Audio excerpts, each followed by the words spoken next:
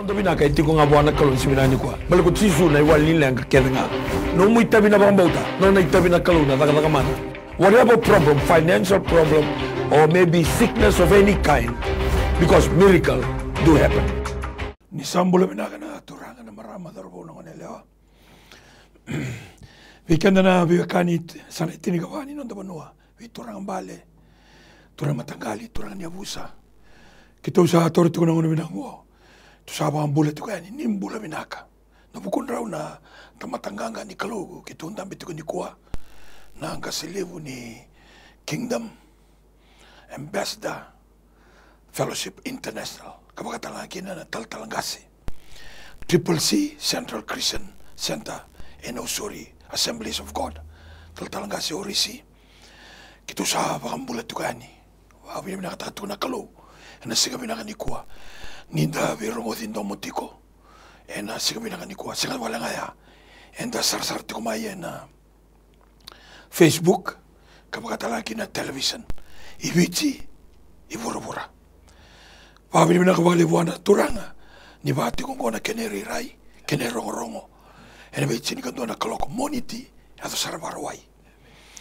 Kakito undambi tiko nikuha, nabi karabilebu, sa ikuha na masulagi tiko nonda banua, ene nonda economy na thaka kapag usibi na nonda lesu wana kalu ene lesu ni sala sa tu matanda wakabini na kataki na alo tambu ni kalu wakabota kitiko ng bula ni tu pa kitabiani kemuni warong tiko mai kenda ng dua bata tiko ene bi masulaki na sigabi na kanikuha kabatalaki na nabingarabi na may television or to na technician na turang na director Stanley Simpson kawatalaki na marama na CEO kira kita na bingkarami na may television kito saba kang bulat tukani weekend na talaga na warong tumilebe sa Evrobura Ingilandi Australia New Zealand sa ganun ulit kami na puno lewa Amerika ni Bula Binaka kito saba kang bulat tukani na nang tapan nolo maniobiti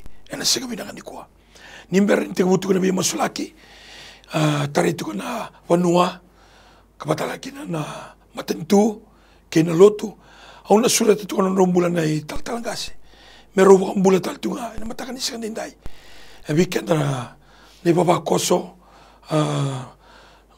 maniturang o Jesu Kristo, kapag ako sibi, na isong-isong uloto, and then bilewen na. E nasi kami na kanikuha. Ako sa nasuliti ko, nang kasiliw ni Kingdom Ambassador, taltalangasi, tuy koro, kolinsaw. May pakang bulat ko weekend na nasi kami na kanikuha.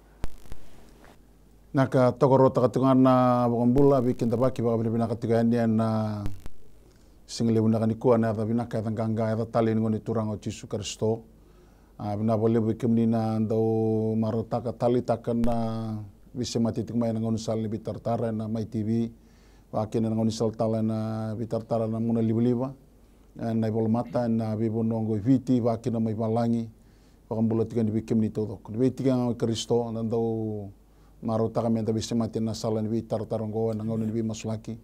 Oni takatuna non bi bakalong at ginakalo. Yabi kay kanda ba tutubata mi da bakilati ko. Na binakanda ba sanggara isang nito nga bikanda. Ato nga buwan nakalumelo malangi. Kachi ko na andon sami chobo na nungu kalo na nungu binaka sabun don may bikim. And then lewe andon metiki non da mambula na masu na sanggara ko ba ngumutua.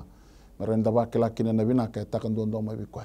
Ano matakan ikuha tomani tukani na bakambula bi kemu ni bakayan do dosar ni bula binaka ni takatuna non bi bakalo matag na klo kinon dambula na matag binaka ni ko na levo asurati ko na taltalangasi Triple C Manusori Assemblies of God taltalangasi Orisi Wira naka taltalo bula tiko na bonua bungalei na bunsali bula tu bungalei we korkor kademe tiko bu mai sote mai sabu na mulu-mulu na masi-masi na tumburingyo may nandaro bisa kena be korokora na semati na buno waturang bungalay ni sambula binaka na ay Jesu na singalibin din uambul tal chunga na nunggu isong-songoloto na usori bi kimlikasar na leon luto na kamaro taki na semati ko buwan na kalo kimne nando na namagiti ko may na may TV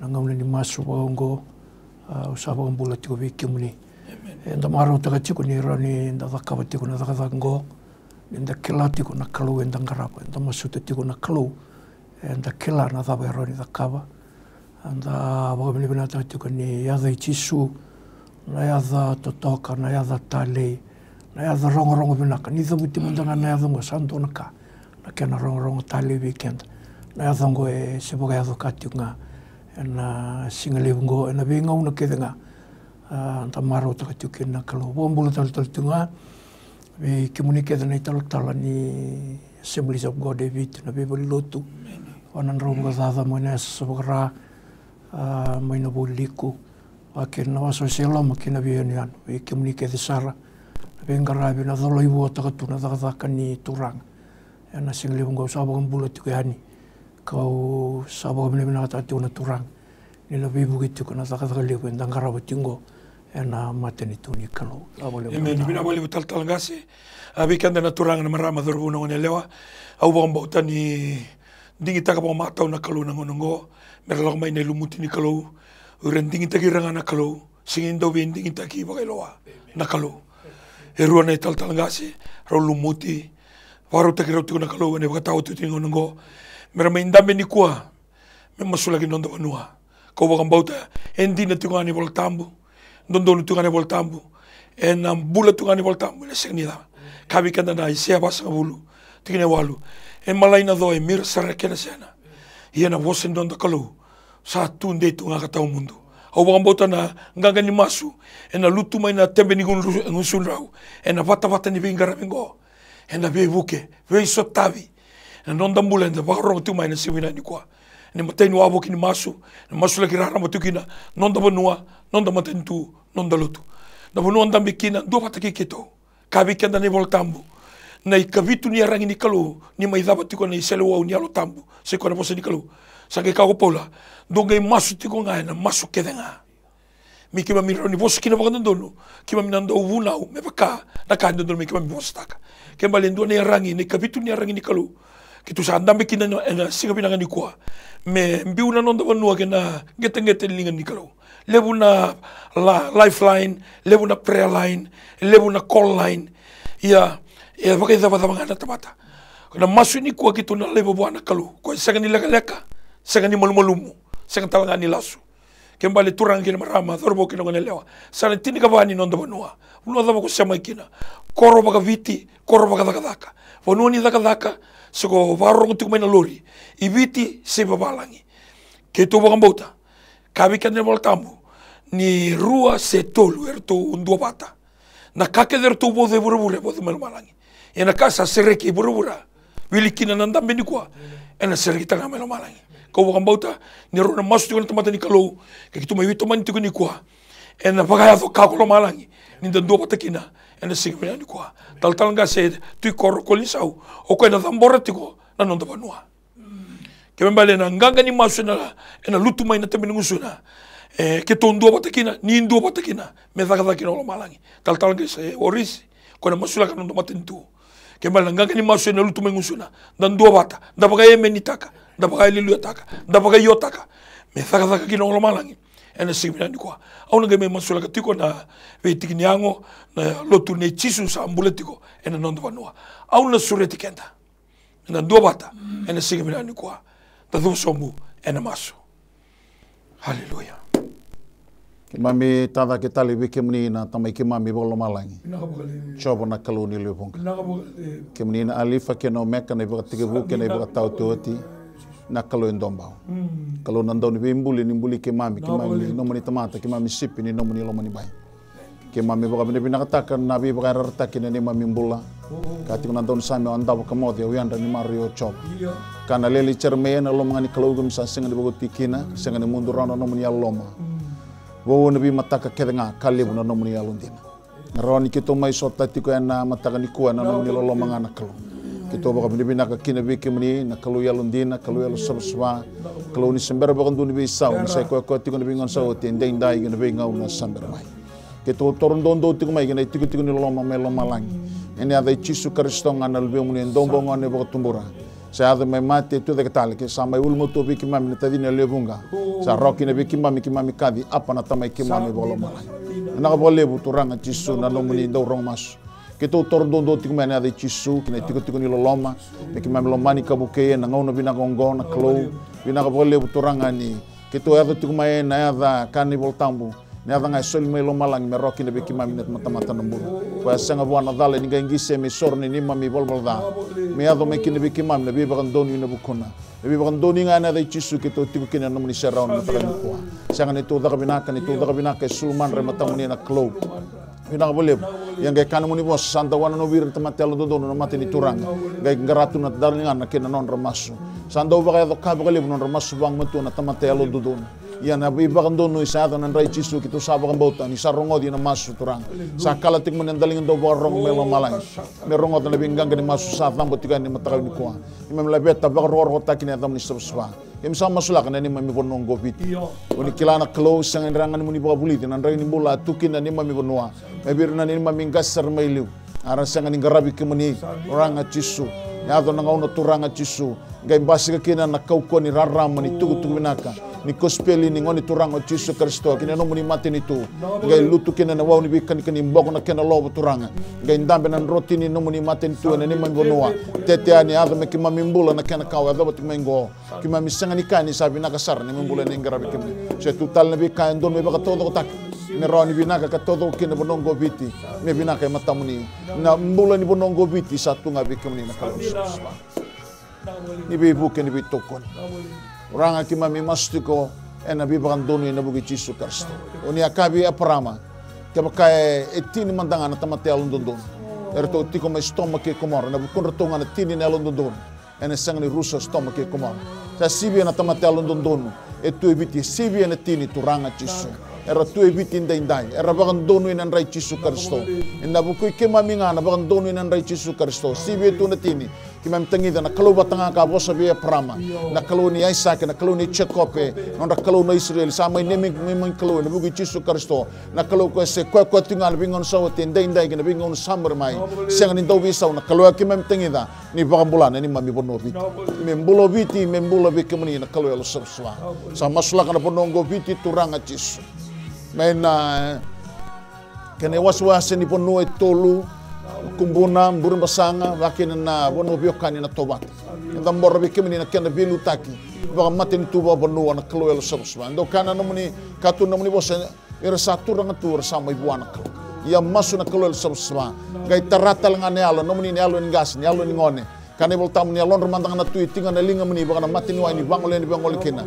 bangolen alon tui ka turang tu ne mami matin tu banua merabakila na binaka erna baka sangrame baka todo takina na bulan ni banua kirna kana kau tamata sanga ni tubi ke mami sa takan dondong ama be choba na kaloni lebung kan ngai be bukan be tokon sule na buku ke ni alo matua na rebo tu na tatanda bir na bilu taki merabakila na bulan ni baka rabi ke mani bete kana bol tam sa kalungan tan tamata sa baka rabi choba kanu itagi choba dondong sa kalung na mata bale sa kalungan tan mati ni tu sa kalungan tan na banua na baka rabi choba kanu itagi choba dondong binaka bole bustambor baka kina turang be ke mani na chini kabane sana na ni mami bonobi na boleh bu ni be buke na boleh bu be tokoni na boleh bu be barotaki turanga tu son ngauna baka ndo baka tatawo tu na bola ni kalawa ena no muni serau na bola baka bonua na ngauna na no mami baka ronga na lutu kina bonua ya sakatu ko na bol tambu na bonua baka ronga kina bo se choba kendo na kana bonua me baka ronga be kimuni choba na kaloni lebunga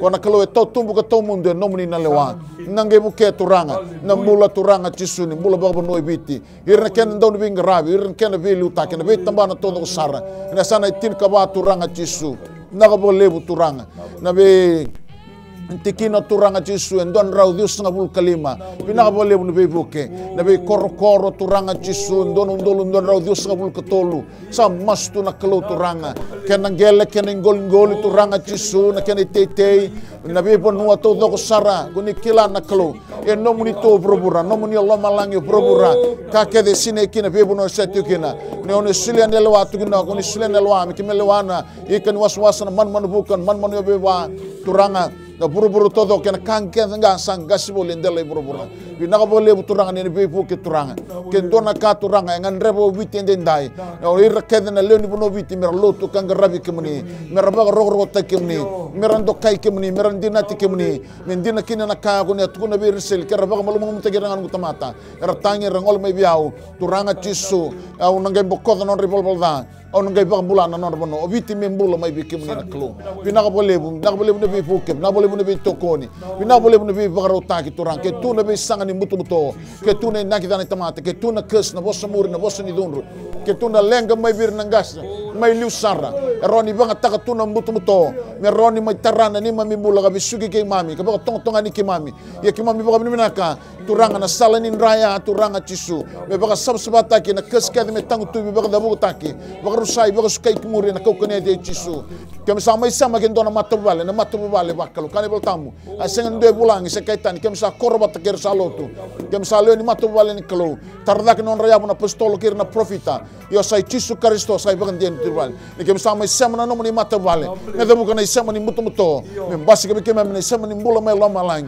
men ron mai kina na binaka na be bakalo ngata ni todo ko na tarana bonongo biti kir na kana ka automata mera dubo ka bagor ka bakalo dondong abi kemni bina ka bakal lebu sar turanga cisu muni ronga ni masum bina na ka kem betu ko abi kemni ka tu ko ni boltam sember ni kim masu ni sakela tu na kaya nga kina ni mura bina ka lebu kauti kim mami ni tubu baru tak metos kino biti na ngau ngo ay matamu ni na klo meran rai da sarabo na bina ka ni no muni be ka toro todo tak bina ka lebu sar muni rongo di kim mami roti ko ena singa lebu bina ka ni ko tamai ke mami mai lo malangi me bororo taki ne adoni e adona no muni lewa e vitien dai me bakasa e adoti ko nei tiko mai bali levu ina ba levu na ngau bina gongo ni solio ni bakatara me la veti da ke na masu na matani tu na ni mami matani tu ve ke muni na kalo asanga tal nindo no vono ki mai rekina na ve kai la go durume na ngau na ndai mami reiti ko buana kalau sandau saumana masu mami reiti ko na kalau na yalo e vambauti ke munini ki mami kila de ko ni sana maroroiti ko na lingai viti turanga na geta ni linga muni sandau dina mami sa ba pele ka tagi ke muni kine ndai turanga ke mami sa ba tambora ke to masu na no muni tomate ndai ere rasema matsu vatamai ke to salabeta na non rambula na presidente ni vonongo apiti mami la beta bagakina na bula ni mata bo bale mami kadi bona buku kena yalo matua me san ronro me non rei boto ndon wen singo na kalo mami sakila turanga ni senga tal ni ndono bonue baga sudumi mekina na buku ko roti vitiende ndai ka roto na kenabeli utaki enan ronro ngamai na tiko baga turanga mami sa masu ke tau masu na nomuni temata ke tau sabaka tambor me solibir na bulan binaka baga yalo baga yango talenga endai mami sa tambor ke tau tambor na non rambulan na turanga na prime minister na kalo mami tambor baga kina na bulan na irantini na bulan non tau bulan na luben rau no makumbun rau turanga na itiko ni vengar rabi na lomani vale mami samasu na kalau kaserega tiko na dina ni raramo ni nomuni bosa ko sa tiko roi na non rambulo ni la vaka dambote tiko mai na kena rarama mera kila enda ni sambulo na kalau ni sambulo chiova mami kadiba ke tau kadiba bagakin na buku na yalo matua ni venga rabia na bono ni be kadibi kina na itutunga ito sabang bauta tiko kakilani sengani rekadibi walo ni be kadibi na kalau ena ngaunang ko kita sama suti ke muni sa sulia bagakina na kena ya rangi ke dengani value taki ni be maro roi na non rambulan na singa ndai ni be maro roi na kalau na be kake denga eroni mai baga tole saba na buto ke na buni thai na non rambula merandu era saba baga roko taki ke muni na kalau karena kilati ko ni o kemuni oni kadibira ndai sa masulaga na non ravenga rabi ena lomani palimendi oga kino roto na tinikarua na be ministers tau dhako na dio na be assistant ministers na kalo mami baka pila kataka na yalon din ni Bengarabi onin na solia. Onin na solia batakaya na kalau na kena tuta kina takazaka ni nonrang garabi. Na leni penunggo mesa kandina. Na nonra takabatiko niko ni sabaka punatiko na kalau. To sa masulaka na member of opposition. Na nonrambula kede na kalau na kena takazaka. Ni takazaka yado turanga indai. Sa masulaka chukuna Bengarabi kede na be 21 permanent secretaries. Na be ministries tau thoko kima misaki lati ko na kalau na mata ni tungo ni sa kaviti ko bakara rabi be kemuni oni na wano nova oni na maro roya ke tau sa kavibo na kena buru baka ilabo na kalau ka ndolabo na kena katumba na ya dai chisu muni sobara ka mai na be ka oni bakara utaka tuna kalau endai membale tiviti. Oh, pinakabakalebu na kalau na be essential services tau thoko na tamban ni mbula, na tamban ni obisa, na tamban ni matay balu. Oh, na kalau na nevi, kira tau na tamban ni mbogong buka, ni be buke beira na ngaunanggo na kalau. Mamikilati ko turanga, ni ngarabi ni tabi, zakatigonggo. Oni na be bakau-kau tagikina bakayango, bakayalo talinga, merasang garaba.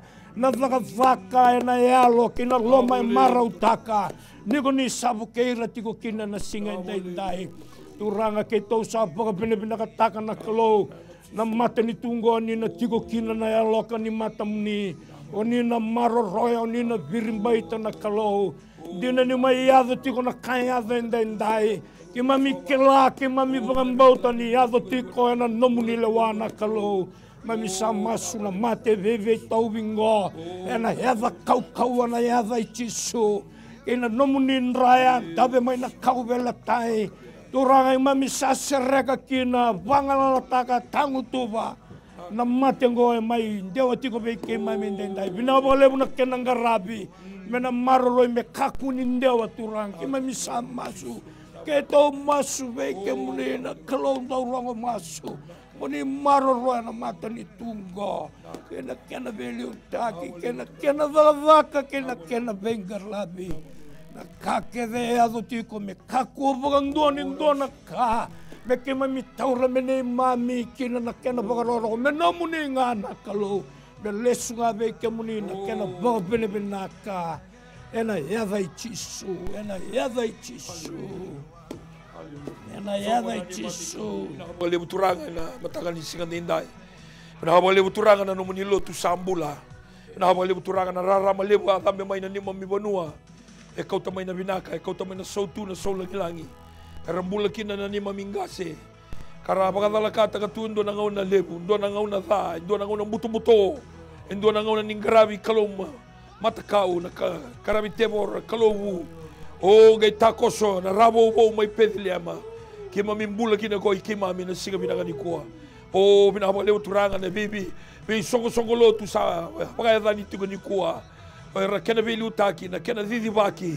Sa masu na nungu kalo na nomu ni lotu me nduri dake me nduri ndondo me iba katakila kila me vina zaza unde me masimo tuituina me dakaba sarangana kai ndondo me dakaba sai ko na kena tuta katuna nomu ni ndondo nomu ni sabasaba sai ko na nomu ni matantuna ni mami kalo ena vura vurongo binabole buturanga na biso lo tuba Kristo sambula tete tiko daga tiko na singa binagani ko kima misaka ni tawdako lebu na kaki mami bagadala kataka elebu na kaki mami sinda kabarawa elebu na kaki mami takabatunga merawa elebu na kaki mami takabatunga bagabo iya ke mami samasu na ni mami kalo na singa binagani ko na tamba na lebu o na lotu esele viti kero tuma o na turanga presidente na buni bola lebu ne buga ni buni bola lebu ore ne tal ngase na komiti ni lenga ore ne tal vita badaka ore na turara lebu ore na turara lai ore na dau na ure mata singa samasu na nungu kalo ena singa binagani ko o turanga ni tuli raga tuli ba kamati kuna mata ni halo o turanga ni nomuni na halo ni ngase kena halo ni ngone sanga ni ndua ni mami hulumbal singa binagani ko maleta na kau ka turi tisu mai na bulu sa tiku batake kimam sa lebu ko etu ko lama kalai ko etu ko itumba au sa masula kana eklesia archbishop gerna belutaki ure na mbete na kena bi parisi au sa masu na nungu kalo na kena bagande o takatiko na nomuni sama nomuni kau wawa swina nomuni bosa ni rauti kimam e na ngauna ni tabutu na ngauna ni tao e na ngauna ni ndrendre e na ngauna ni lenga e na ngauna ni pandemic e rauti kimam ngana nomuni bosa e na singa binagani ko na lotu kabitu vera na belu taki president na kena bingarabi daki ora matai balu ora kena taltala ora ndau bingarabi wali bola kena bibani lotu sadambori be kemuni e na singa binagani ko masula kena bita dini baga pentiko tambori be kemuni turanga chisu o na Assemblies of God o na mbula ni talgase Moses e kau watalagi na gura komite dake sadambori be kemuni na singa binagani ko mata bubale na bengarabi ora kena linga ni bengarabi na bi songo lotu e na singa binagani ko mena kura o mai saru mai lotoka kamangaki na Triple C mai no sorry sadambori be kemuni Calvary Temple e na singa binagani ko masulaki na CMFI na mbula ni talgase sulia sikurlo ke ire keda na bebu ke sana ore keda kena matai valu na nuku kalo ibitsi ke bura sadambori be kemuni na singa binagani ko o menduri tuga na nganga menduri tuga na ndonu duri tuga na kaukoa me baka takila tuga na numuni matentu e na bura ke mamsama imbula kina masulaki na All Nation Christian Fellowship talgase pelra tamadada ore na duri sana o sa masulaka turanga na bebu ke na bengarabi na baka tetei tuga na numuni bosa e na singa binagani ko masulaki na Kingdom Ambassador talgase tu koro kolisau matabu vale ortona ngone tambori be kemuni dabe tiko batake kemami e na singa binagani ko nona mbula mbalabu sautu na saulangi na kauko nomuni bosa mai nong suna na kama bakana bukawanga e na singa binagani ko mervi sauna tamata merambula na tamata e na singa binagani ko masulaki na apostolo masulaki na afi masulaki na presbyterian masulaki na salva islami ko ira kede na bengarabi o turanga o na sa masulaki be kemuni na bi songo lotu senga izabuti ani na dhandra be kemuni io kemuni ko ni sakila na kakedenga kemuni sakila na nomuni lotu na bunwa da barambula kina or ministries kaira na denomination sa masu na nungu kalo na sigmina ni kwa ni kemo misa lewe nga ni ndo na mata ni tu kwa mbimbi biki mami na sigmina ni kwa ka mbimbi sarbe kemuni na kena mbula taki na nomuni mata ni tu na bura kemo misa ma mbula kina sa masu la kina nomuni bosa na bi songo lotu me kama me daunre me kemo mituta kana nomuni bosa na sigmina gani kwa ka ko ni bagaloma bina kataki na tamata ka ko ni bagaloma bina kataki na banua ka ko ni bagaloma to bina kataki no bura na bura kemo misa mbula kina me tuta kitu na nomuni bosa malta nomuni bosa kabi kimami malaina do kamira sarna sena ia na nomuni bosa na tunde mari katiniga tiniga tolu sobul kandua rauni takali ko malangi rauni takali ko bura ia na nomuni bosa sa tunde tunga ka to mundo vina kine vai kimami rara makina ne mamisala nomuni bosa kaukawa nomuni bosa mbula nomuni bosa ngata sarba kale buka mudunga na isele wa batirwa pinaba le nomuni bosa tuta kitu na nomuni soko lotu na singa bina kaniko sa dambori na nomuni lotu me kako ni malumumu me kako ni dhumo sombu me kako ni lago ngalu kako ni suka kimuri me da kaba saranga na kai tale maikina sei ko na baka tetei no moni matentu na bura ngo pinaba le buturanga ko sa digitaki ko ni sakadi buturanga ke muni salu mutira na mata buvale or na mbula ngone sa dambori me ke muni na singa bina kaniko ningai bisu tabi na nonda mula na ngoni ni ndende na ngoni lako dhuwa na ngoni sutaba kina na lenga sa masula kina no muni lotu na singa bina kaniko bina bole buturanga me radidi kina tamata me tuda kina wa malai me rongo na didi bara raital na matamboko me da kaba saranga na lotu na kaendo don me da kaba na singa bina kaniko bina bole buturanga moni baka matiko na kakayado na daga na kina wa serua na singa ni pentiko me adu tiko kina ni mamimula me adu tiko kina songolotu me kune tiko turanga na kako ni ndonu ni takaba kuni lewa kuni bogatura kuni sanding takoti kuni akabe na tisepeli sa solibia una lewa melo malangi burura o ko mundongi la ko vuna utaka na tukutu binaka ko ya saba ngambauta papita ustaki heda ni kalo tamana kena lubena kena tambu vagabuli da vira na kausa bos kina bikemundo yando kila ni una tiko batake kemundo binaga bale buturanga tsisu ni kuwa mikima mikila ni kemuni tiko batake kemami merabakila ku rabarong may vale merabakila ku ratuko may nabi sa burura merabakila ku rabarong may na loma ni lori merabakila ku rabarong may na bono ni dakadaka ni mbulati ko na nomuni bosa senga talindo mono ke mamina raikina na lotu liulu ni lotu Ira pakai tabi na lotu, leo ni lotu, meki mamikila, ni mbula tiko na ni bosa. Turanga, ngona ni mami masu. Sa dhambo tiko bi kemuni na singa minanga ni kwa. Kema mikila ni kemuni kalo ndo rongo masu. Sanga sare na datani. Kema ngai masu nga na damu ni chisu. Na ni mami turanga. Chisu na ni mami wakambula. Amen. Amen. Hallelujah. Turanga na marama dharbo ke na leo ndo baka bina tiko na turanga na simina ndiko ndo baka bina takana kalo. Mai dhambo tiko na masu e tolu. Hallelujah. Ndo bakila ni kalongo endau dabital no batagi ko na masu. Hallelujah. Nira masu tiko na tamata ni kalo ambota ni kemuni ndua batatu mai na vunu ada bakam di baro mai kina. Same ndua tolu dona ndau tolu sobu tolu kane voltamu reda kena yanga reda kena mata bina ka sa tiko makalo mawata. Na bewekani sabakana ilumu. Turanga gen marama na sigina ni kwa. Ni mbera ni ndola tiko na taliboni na rua tolu vitu 521 ona katale rua tolu vitu 521 3275136 ona sura tuko na non rombula na tamata ni kalora o tuko takikianda ni kwa nakanga imbite mata ni alondra na kalo ndora ka wasi tal ngas tikoro tarungi bia na vida na singa sauti na daba na buna mai bia tuta tuko kina na lotu ni liu tuko na manua gaga ni masu ni tal ngas tikoro kolisau weekend na barong tu mai koi gona banua ni barong na bose chova au banga bote mata ni longo ke baga via mbula go viti ke baga via mbula na mata vale ke baga via mbula na itokotoka na sana na koro sa dona kambi bingo na kena liu tu nga na bose ni kalu siko na kalu bakata ki kwa ene singa binaka ni kwa tanga stu koro kero ni go denga mata mai bagalila ina nangani maso rongo da mata ni ko maleo ando na tokbe ko logo kina ngai baka tarngu biao o de liuti ko na manu sena loto au ngai mani baka ngata kana nakasaranga ni dabuta ni ko mal telefono ngone ndo ni tatao ni no toso baleta na manu me baka la teleti ko ndo na kalsa ni ngone tura ko Yesu Kristo ke dabina kata menda bulagina sela baka ngambite mata ni alumni na kalo.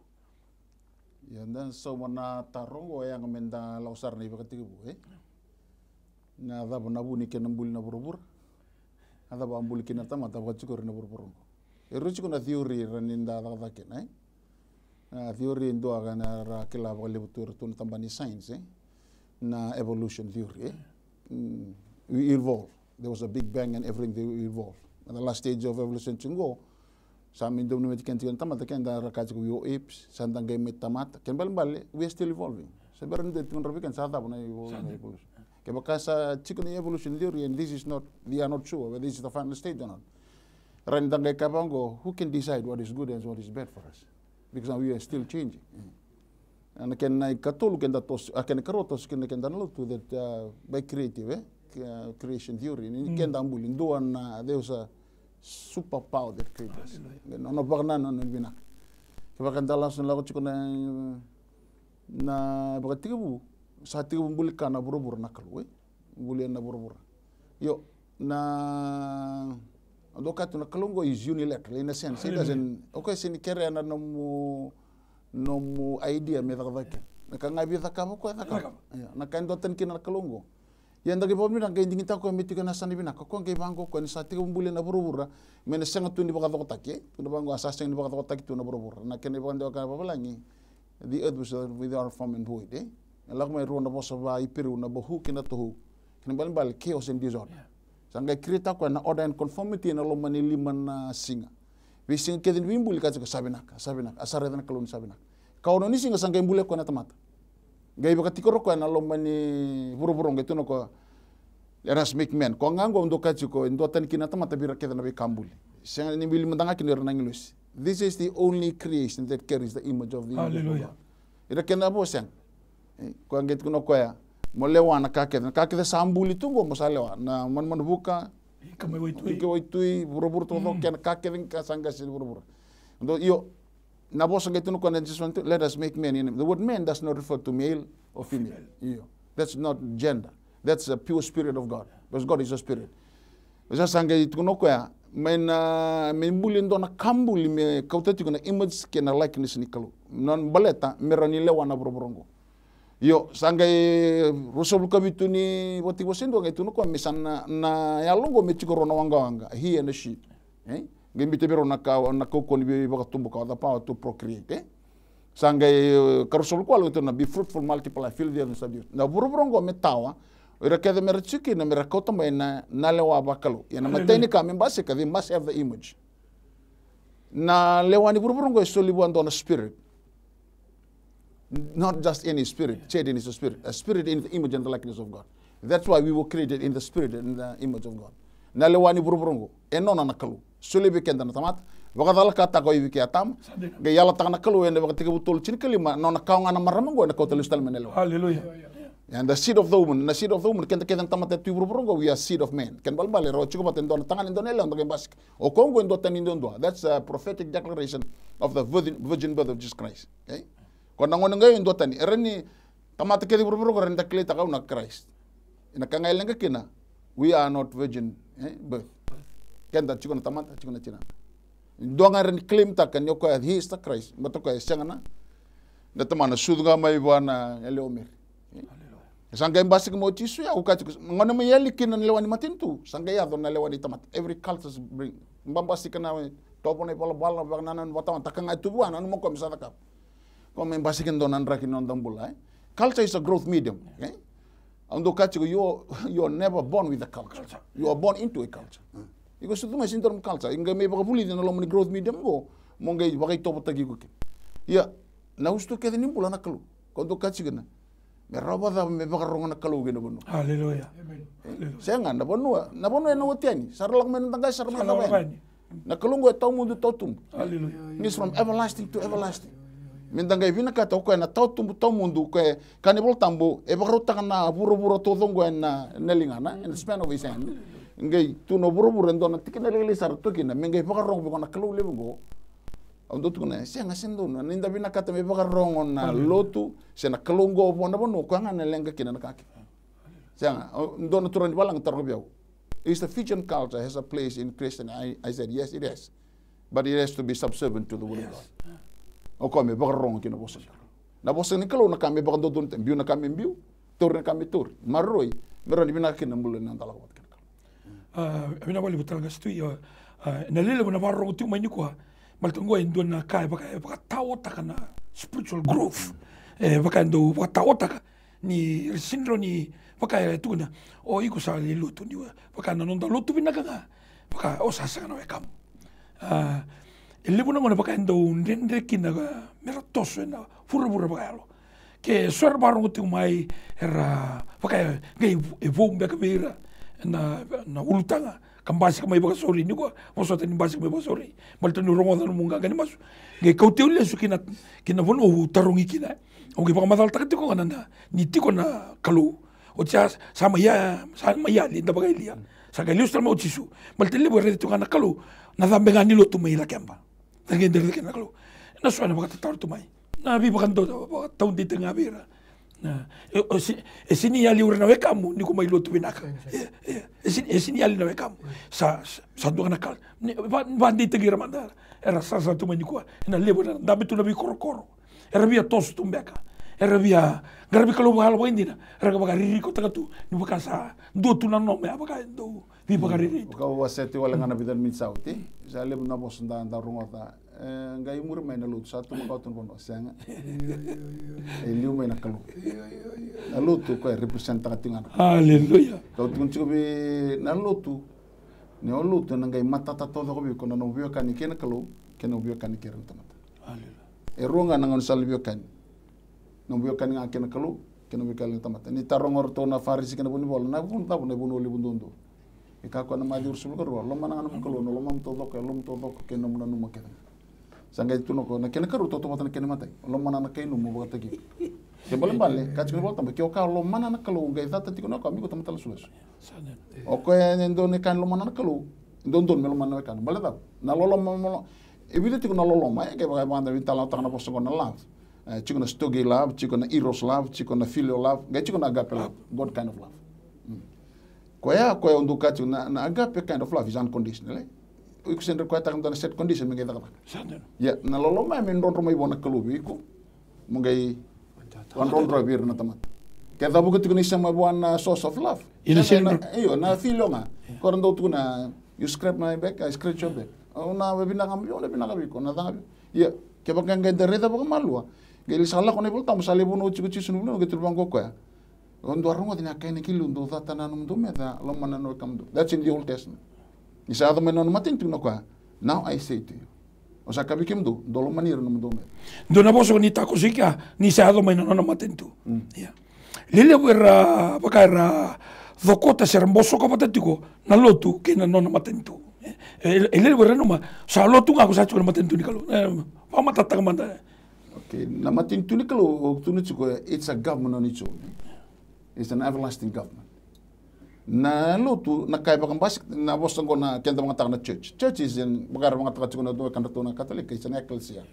Kena ba bando anda mga taga tuni ko na kena bal singo is a called out ones. Ira rakadibi. Yeah. Na kena bakang di na it's a political assembly in a great state. That's the true meaning of the word ecclesia. Ngone sara boleh kena ni boltambu. Orto na King James translator to gatu na.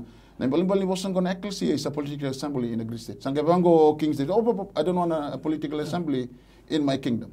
Do mga takan dono bos. Sangga mga takan church. It's an organization. Meron may sotanga erang karabi kalokin. But that's not the real meaning. The real meaning is a political assembly. The church is not a religious organization. It is a political assembly. It belongs to a government. When you talk about political, it means government. Na dungoni turang o chisu e kotu mo na matin. Turubang ko na boltam. Unto us a child is born, and I say the one, and a son is given. The government, not a government, the government is on his shoulder. His name shall be called Wonderful Counselor, Mighty God, Everlasting Father, the Prince of Peace. The increase of his government and peace. This shall be no mean. E kotu mo na matin tu. Na lotu is the agency of the kingdom. Hallelujah.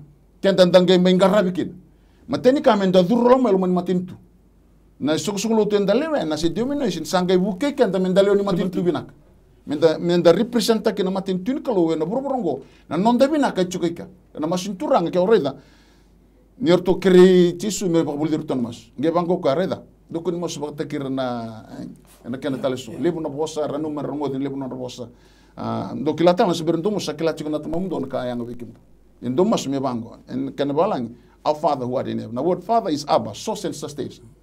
It's in chico iburbur. It's in malang. Nakakere tu burburongo is simply resource. Ya na uchi, na balbal resource. Ndo na nada, ndo na uchi. Endo nga na source na kalumelo malang. Buto kasi ni uchi raw. Totum mundo.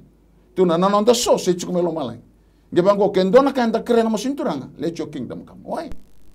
But the other man on matintu me mai daka kina na loma na iburbura. Sa daka tu melo malang. Kakenda bina ka sa uchi tu melo malang. Santang yang andremo ngana bakam buta na dhuru mai na maten tu membasi ka kina na buru-buru. Merelo mai kina na. Gore. Na unlimited melo malani. Me ado mai buru-buru. O suara kabi me tal membas senga ke maka ko nga ko. Noloman na bos ni kalo e batum detek sa melo malan ko ni suro. Ke santong abi ko no meta. Olo mani ko. Masulai ko.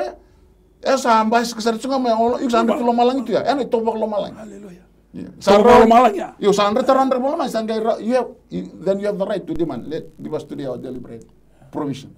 Bread is an idiom, it means whatever I need. Membership to forgive us my trespasses, or lead me not temptation, deliver me from the evil one. That's protection. Provision and protection. Nakabina kata tu buruburi ko. Tamaten dua is provision and protection. Hallelujah. Why do we have to ask then? Because for thine is the kingdom, the power. Namatin tu ko bambasi kata katsungo. No muni. Bangani wata kata matin tubich. Kata kata matin tu, iku sakilati ko matin tubich na somi ko lo chima da urwa. Vitalia sana ke cosa. Fala chu matin tubiti, ongeleti ko mai Britania. O matin tubiti o kana redi ko chuka ne bono. Ori serna. Ya. Beri sa tebu tatangir-giri ko taliboni. Beranga ni wautia taltanga stui. Dona kani davuta. O si bini sa sanga na kata. People are relying at the resources, their work, their money, like it's a source. Vandi takamandavira. Eroni davuka ke the resources. As long as they have their source. Ni vandi takamandavira. Enangona ni biuda kataka, enangona ni sakni kataka. Musu na isau. Barong tu mai ni kwa. Nakalungo singa ni alan.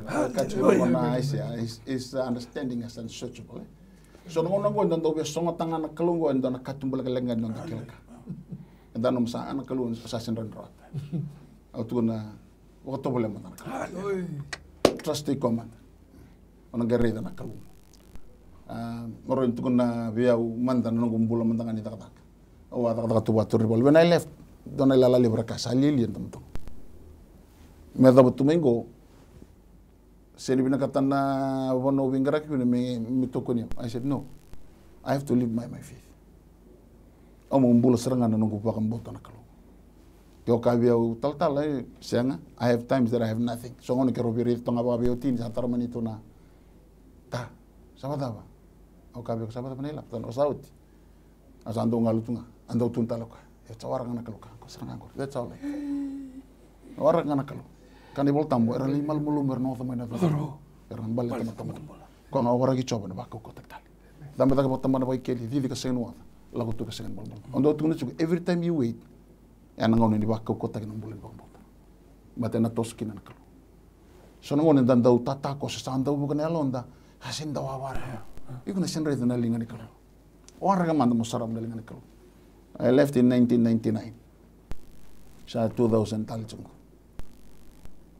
Aku untuk tukun itu sortu andal kami bewana sona anu kita kan turun bal. Lista lena ke batu na kalau lasu na kalunggo sa alis makoy. Amen. Hallelujah. I had a very bright future in the army. Aku tukun berkaya kalau lasu na kalunggo o sa alis makoy. Na ndina tigo biongo o sa kalanggo na kakadibi. Hallelujah. Hallelujah. Kenda na turangan na marama dorbo na ngonela o tukun yalu tukun do na turangan balu. Sang walangan turin balu, buli binakamay, buli tordake, ngay tukuna tuko kaya kalulas na kalungo, kaya lesu tali gina kamo ni matibalu. Sintukuni ginanggo turang gina marama ni dana dakadaka, kito sinikatu ko mo resign man na mo dakadaka, kito kahit ko nga, sipakan dota katiko na tal-tal nga si tuy kulisaw.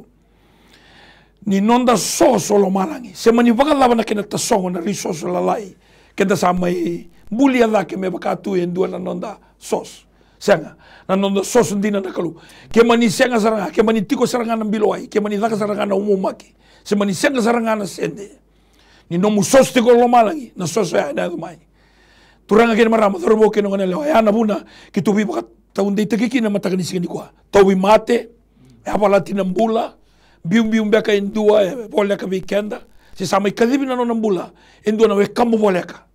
Kita biar bakat tahun di takat tikun nikwa. As long as your connection to your source, which is your Father in heaven, niko mbula tiko na nona matentu, niko lewe tiko na matentu, na noma tiko, na matentu melo malangi na kawai takat tiko meno mbula, niko lewe tiko ni matentu. Kabi kene wal tambu, sambula na tamata yalon dondono, ya na taba lewe ni matentu wal malangi, sambula na tamata yalon dondono, ena nona bakambauta.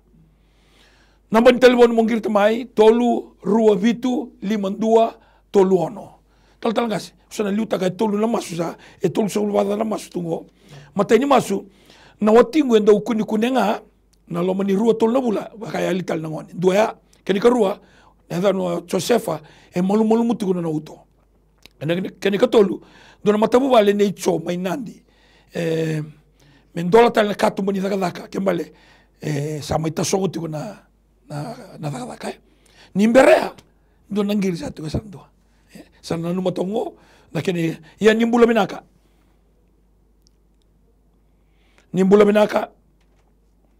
drop back na line tal ngai sa masula kana tul na ultanga tongore.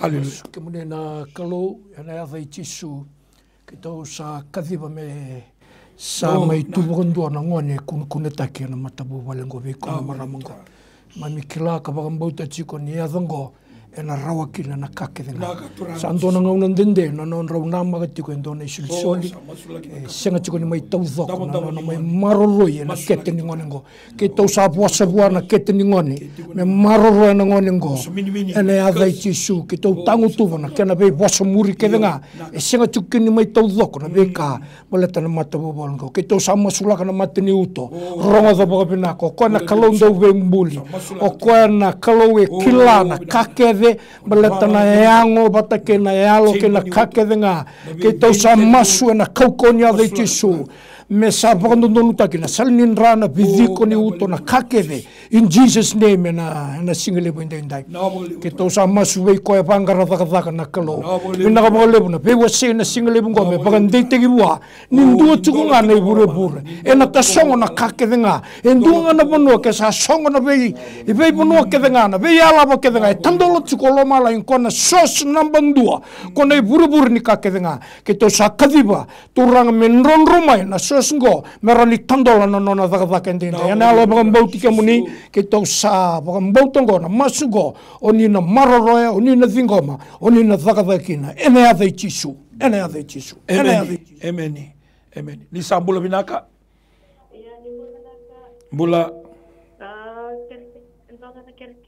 mai kerkere mai au kerkere meu ngande meu masilaki na matakiniko e molu masori na ngu kena bise mnyangu bakai be tal chingano ngu ngabu kaboka ran kere ngam do bi masilaki na matakiniko o dimbe kana da muni tema ningir chumai be watuanga tal nga si tui kolin sausa na masulaka no muni bula bagambauta sarangana buno kon dambe toka kina niko uno sarangana dambe toka kina haleluya masu turanga bina boleh na ibol tambe kani rabi busai ki ursara bagi coba e bagar ona kalungger ke mami bi rongoditi ko na unisal ni tartal na talboni no muni banda tema e tiku mai botuanga e bakelati ko ni mal muti ko ni angona bi sema ni angona via mbuiri tiku na uluna na kalwel sabsba turanga chisu ke mi kere ni bagarurunga mandanga na lomani buno tiku kina na kauko ni no muni yalo tambu turanga chisu ni tiku ni yalo tambu tiku na bi sereki e borroka na bi lati kedenga ke ni bi bisu kedenga ni mutu au sapuno uda turanga na mati to bi ko tiku mo musini ango na bile daki ni ango na mbuiri ni ulu mi rusa kama yawe na kauko ni adai chisu mbiti ko sabia ngalala sabia mbulo koya ena kokoni ade chiske tu na bisanga ni mutu ke tu ni nakidani tamata tu na kes na bosa mur na bosa ni dungo tu na lenga mebir na gasi rani ka banga takati no mutu merani koto mekina to mate tu sangata ka tangu tu ka tun rubu ka puno ni tu ke munena kite vita na katu muni ndolabo ni sendo songota rawa katu muni songota ni sendo ndolabo songota na katu muni to mate na musi nyango me sa oti ba ndo ndai ndolabo na katu muni mbula sa tanga mekina na mbula mai bikimni me mbula sereki ba todo taki ranga chisuna yango ya me bakatakila na kokoni no moni mateni tu me thaka kina na lo mamuni purubure na nona mbulena me bakasa dak melo malang senga na toy mati melo malang mbulo tema serek ena kokumani ne damuni chisu amen yani sambula binaka nimbula iya nimbula mbula binaka now iya nimbula binaka mai kitu sabarong tiko kerkere nga iya o kerkere derani o mosulaki batena mati waktu nukumbula dau kata-kata ulungu ge bakame kampu-kampu kina matangu o kerkere nga namtani ko derani o mosulaki na no barong mai kina vambau tasaranga na kalongo ni na mana vambau na kalongo ni na tarana no mumbula na kitu na masu tal ka se orise na masu tigani vambau na muno kontambe tu mai kina ni kalongo na kalondo mana tal ka se orisi kalau ke na ya vai chisu kita sa sere ka buana maramongo no mula mai na uluna idake kina ngete ni avana na sala ni rana viziko na lewe ko ele iboga buna tiko na matengo ke to sa pa roti ko na ya vai chisu mo sa pa ndondonu takimanda men ronro pa binakanan rai na ngauna sangango me sambula na maramongo ena kaukau ni ade chisu kita usa pangalala takana kalo na vei ka de mai boga buna tiku na matengo bua ko esenga chuko kini nimbula binaka in Jesus name kita usa cut off tagi ko pangalala tagi ko ka demuri ko lebisar mo kaku ni mai tiko pana maramongo bina boga lebuna mbula kita usa boga tusa bina boga lebuna mbula sa nona na maramongo na singale banyenda ena ade chisu amen ni sambula binaka Bula. Yeah, I'm speaking from Delhi. I just want one prayer. My daughter-in-law, she has got a stroke and she just can't move her right side. Please, I just need a prayer. Okay, what's your daughter-in-law's name? Shobna. We'll ask Reverend Tuikul Nisau to pray over Shobna. Hallelujah. All right, thank you. Father, we pray, Thank you, Jesus. God our Heavenly Father, Yes. precious, wonderful Father. Thank you, Jesus. You are God omnipotent. With you nothing is impossible. You are God omnipresent. You are in every place. As you are with us this morning, you are in 90 as well, where Sobna is right now. You are God omniscient. You know and understand everything. We pray, Almighty Father, that you're going to, through your own special means and special way, that you are going to touch Sobna right now. I rebuke the power of sickness, the spirit of infirmity, of stroke over her body right now, in the mighty, precious, wonderful name of Jesus Christ. Because by your stripe we are healed, O Lord God Almighty. Your word at Calvary, your last word, it is finished. You came to destroy the power and the work of the devil, Father. I pray right now, Father, that you are going to touch Sobna wherever she is right now in 90. Kiraba Shanda Raba Kuraba Sindya Monteke Raba Sanda. Worthy is thy name, O Lord God. The Bible said you formed our inward parts, O Lord, and you covered us in your mother's womb. Every organ of our body, you meticulously built and created us, O God. So you know exactly every part of Sobna's body, O God, Lord Almighty. All the ligaments, all the joints, all the marrows, Kirabashanda, every flesh, every tissue. I pray that you are going to touch and heal right now in the precious, wonderful name of Jesus Christ. Kirabashindia Rabakurabashanda. Thank you so much, Father, for hearing our prayer. In Jesus' name we pray. Amen. Amen. Amen. Amen. Iyan ni Sambula Binaka. Sambula Binaka, au kere nga mo masulaki. Iyo. Tala kutuba Binaka. Avango mo weekend, avango mo tao ta may nanduru may nandakungu kina avango sarira. Au kere mo ren masulaki mo sireki. Na ibesu kiutu. Ia wambot. Ia na wambot tamai na kalau na buno kanta bitoka kina masela to doko na bidiko na isemaninra na sui na utoni sui e na koko mana ni ade chisu sa dunru na tobi mate na mbada rusa na ade chisu e na mataka ni singa ndai au sabaga rotiko na alo ni wawale au sabaga rotiko na bosa mini na bosa muri ke tiko mbega na kaba ka tebor na somo ngona o na kakase na ndusi na bagaleleo rusa au sabaga tuba ndo tagiko e na koko mana ni ade chisu na mataka ni singa ndai ke mamisadinga mana mbula ke mamisadinga mana sereki ke mamisadinga mana kaukawa na lago mga dondo no mai timbina me kota subusar kina bana na singa mina niko no muninra turanga no muninra o turanga samboroi kino mbula masela na bidiko na kuli na lewe na kauko mania da chisu. We receive healing right now turanga ke tu sadinga mana mbula na mataka ni singa ndai na ava chisu na neto turanga na neto mbula. Amen. Oh, ni Sambula Binaka. Bula. Dona na kerker ngame na be medikito masulaki. Iyo. Mai. O dona ko kerker kareni masulaki na balata ni ko endo mo nanda kuna do lak na balay sa ginoda. Ono to talle na ngone. Ko mo si chikungan ko na kete na ngone do mo ko sinda chikuni baba lelai. Ando nga bola gabi ko metarana ketena ono sulit na bulni tal si oris. Masulaki nando katletos no lolo mas dentro bakando rinyo man malmalum niya mo beledat niya o katela mo na masulaki bata kuno to mangumone bulu.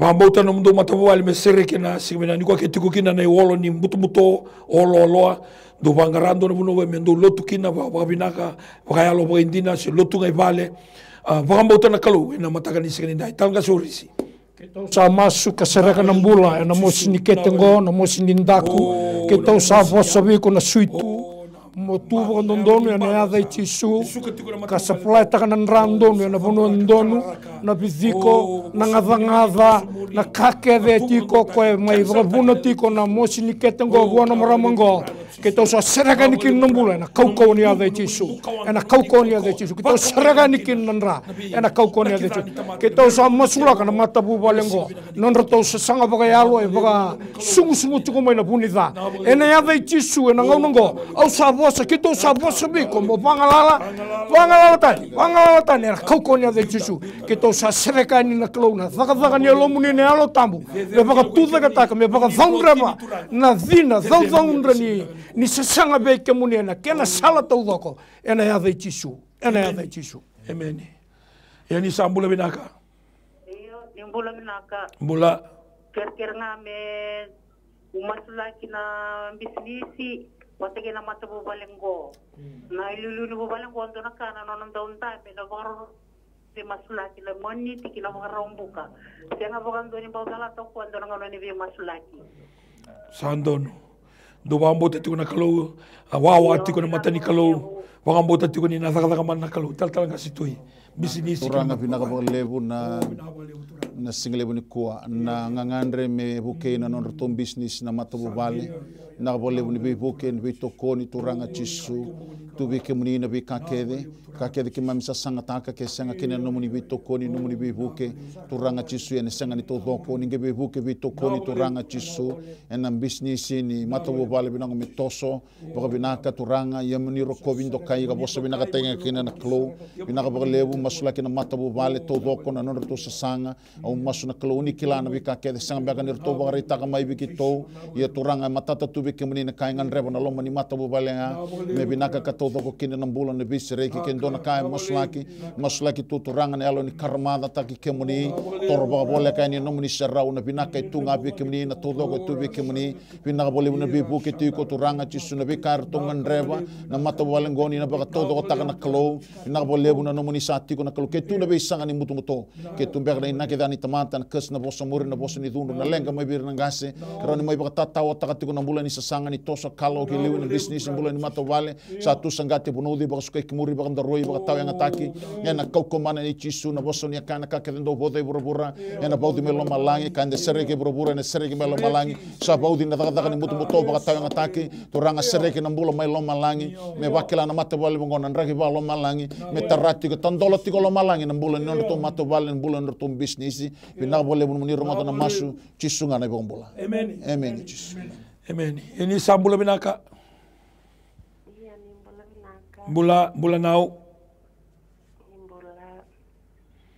mai tu sabar rong tiko bola binaka iya mungkin jika ni rabu walu tu to en singan ko ker ando malo bula mai tu ya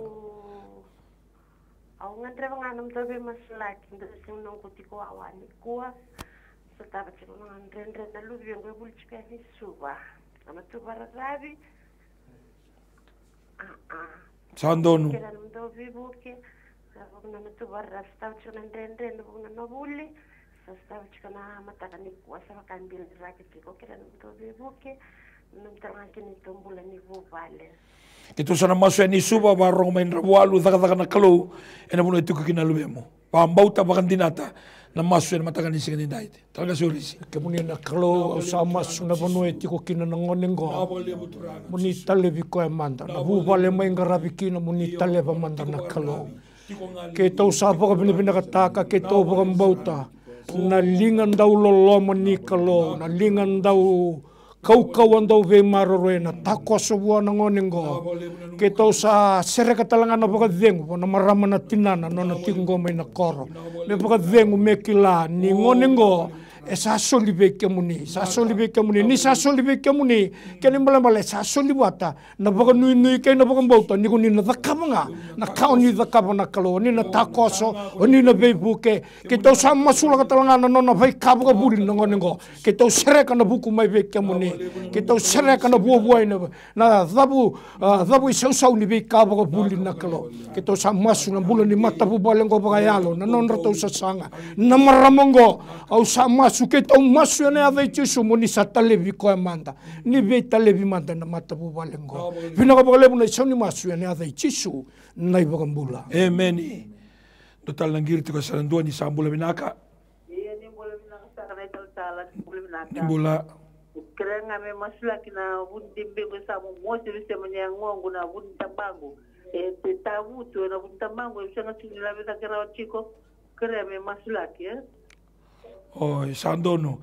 Pambauta mo sa nagori sindo akain rendre buana turanga etu ta kena wa malai rongo nan tindi bara retal na matamboko e baka lebuta kena manrai bata kena ikatal talaga situi. Haleluya. Pinabo lebu turanga pinabo lebu na lebu ni bebu ke ni betoko ni turanga na bola ni no muni banda wakila na be mo mosistiko ni ango na tamba turanga sen la betaroti na masal na vidiko kemuni na klo nimbuli ke mambi na be tikini ango ke dengan bulia turanga mas na klo sabsba ni bebu ke ni betoko ni ni tatara tiko na kaukoni na muni alo tambu turanga Jisu ni tarane bi bono bisuki sereka na bono bisuki bakambulana bono mate bakau kota na bono mulmulumu na bisa mani suina na benan rana uo na bidi kondawi mbudo na te buso baka binakataka membula sereki tiko na muni banda na kaukoni ada Jisu ke tu na sasanga ni mbuto muto biambi kati ko na mbula satu sengata ka bono ka tunruba ni ngiri tiko mai na banda ngo sabi na katana ngalala ni sangan reba ko na ngalala ta sangan ndo na ndo ni tiko bi ko moni bisuka tiko na mbula ni mbimbiu ni mbiti ko ala ko tani na kaukoni ada Jisu turanga o kerer na ngelus ndo bingrabi retiko bole katana bono ya mera bisuka ka pauto na sangan ni mbuto muto na yalo ni mbuto muto ngai bakatayo ngataka turanga Jisu isereki tiko mai na mbula. I pray for the healing angels right now nakabalebu na koto mai na biba kambulay ni bisereki ni biba todo otaki kinonon mbula na kaukon man ni da muni sabsabana kalo mastu na bugo Jisu na biba kambula. Amen. Amen. Et pito tale na nongu matabu wale sa kavoro nango ni tu tai mai mbiti keto kasala kitiko tale ki nandona marama doya Samsoni mai mbanikea ya mai likutu mai mbua sengat ni rawani lako do mustiko fudi tal tu kananda kona ruaya kena kena katul sa por lo mai kona telefoni ni mbula binaka kani mirko sa tu ya iyo kitu sa barong tu kani kerbi masulai kona mai kira-kira lan rani mbu masulai lana bang gue mati budi sandonu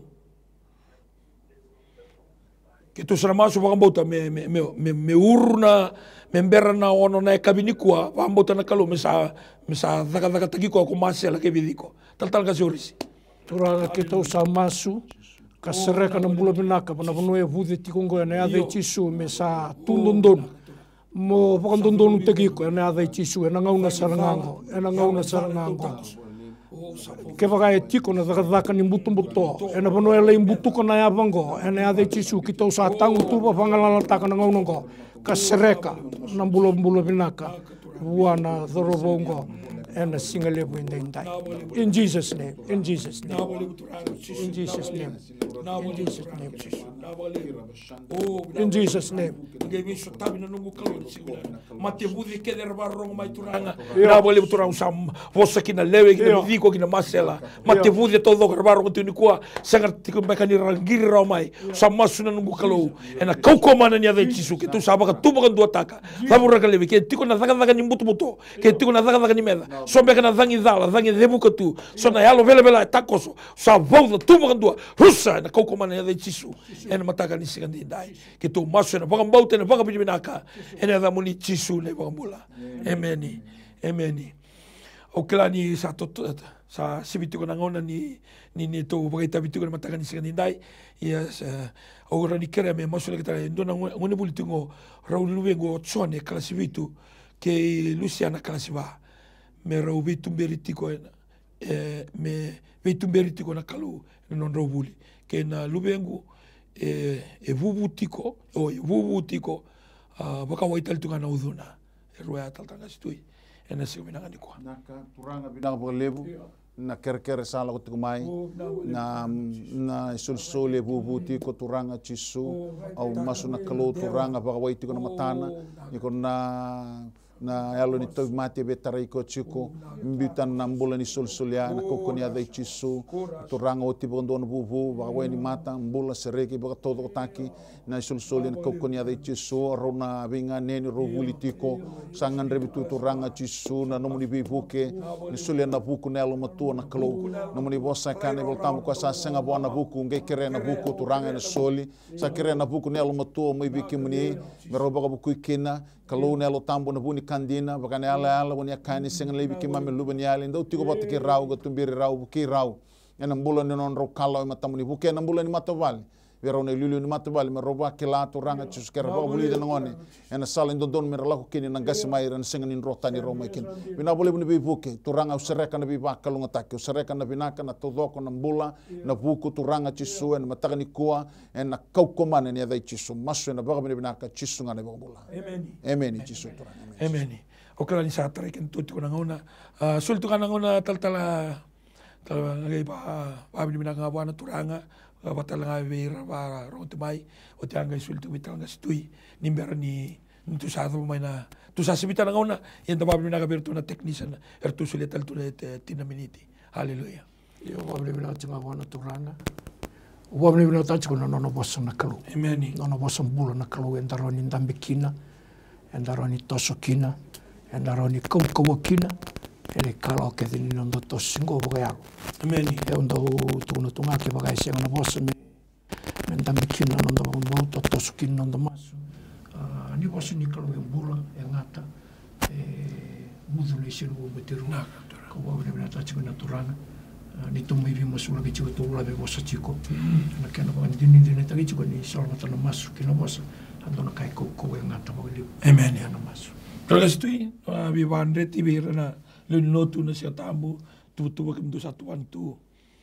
Yo to manda ba bina boleh na itu tu nganda sa tu wana tu mai pon bimbi kenda na tiku suba sa wasitulu tinga na nonda lut mai na bi manualu kina chini na mateno swasi mani chini kina chini karua ge na ben chin karo ke na rua ai was no the lotu klane na bandita ka tikani bol na we district kerna we type o kla vitu chikum ba na district dona was ni lotu o bina ka tikena o bandita ka tikani ni sa tik boroti kon mata sawati o ni ta tikani na tomani we kemni na tumai balangi ke tona ndo sanga tikani me live chikan tal chungani na mai na chin kan do chin karua ena bi singa lebu ni singa tambu mero talangani ni boy boto tuken awo kamne na takatuna bi tokko ni tal tunga mai na borong bi kimni talangani tawlet ndo talitangan na borong na bi una tawni tukina na bole bu na binaka ndo katuna bol tambu kalongo tatune wan rekoto ni tuk binaka soron doka kito sa kalonga tani admai sen ni rongat sanga kalonga tatinga na boy kito ni ron kito bakan do takati kono tuk binaka ni nona mateni tuna kalo Na boleh utalagas. Binaka. Bika dengan aturangan marama dorbono ngani lewan inga ina numatiko aro vita tona gitu ane taltalangasi rua. Bika ntomi na triple C inga ina numatiko na numuni ngauna ena My TV ena tinika rua na kaloko nina numuni siamatik maikina kapakata lakina bi kenda na Kingdom Ambassador si Vici Bura-Bura sa bari takatuko na numuni inga silebu na waswasinga tolu ni ngauna numuni lotu ni ba kusukus kina ni nanumu ni tiko kina ngau nango ni soli tiko na opportunity menda ndo mandangan rau da didiba bina kada menda le wawa tu tumba and ndo wawa na mata ni rarani gito ndo wawa na bibali alo mera suka mai menda duriani me vaya na nonda garabi kalu ko ngono sa bakan do taka tuani na biba tona ki weekend en si una ni no muni program talanga bakan do tal tal gastui en singalebu na tini kan tinikan dua kina tinikan rua ni na makamai na mundo websites na mundo Facebook page ni kuningun na dapat talanga na mundo besingan do pakita bitukan ngaunango turang kina marama nangun mendo pakatakila kina kibura-bura ni okenda enda tamata pakarongo enda tamata murilewa kenda tamata do zakadaka tamata mama kutu me sina ina nonda bibali lotu menda didiba ena singa bina kanikua bina boleh buna barong mai tim do mai lau do sa malo bagalebu siamatik mai mode mai komo mai namuka mai ongea mai kambara fulanga bina bagalebu na siamatik mai en sing binangan nikua na bingarabi takatukan na patapatan ni bingarabi ngo o baga bina tatunan rombulan ni taltale rua roma kututuni lau mai na mai wala tokan do ameta na batakan ni singaninda ikaw bakang bauta ni bakalunga tigrawkin na turanga tale rora ni alo tambu kina non rombula vi kemuni vi se buru so bina bagale so vi kemuni mbongi tiko so vi kemuni sa kabi so vi kemuni matakali lai ena bukun rauna tiko ke bukun na my television kerto na ndoni bingarabe na studio ngo ke mambia katungani na loma lebu ni kalo bagabuna no na neto tiko na simina ni kwa so today we say God bless you and have a wonderful day in Jesus name amen. Nanon tabi na kay tiko nga buwan na kalon si minani ko. Malakot sisu na iwal nila ang kakeda nga. No mo itabi na bang bauta. No na itabi na kalon na takatakamana. Whatever problem, financial problem, or maybe sickness of any kind, because miracle do happen.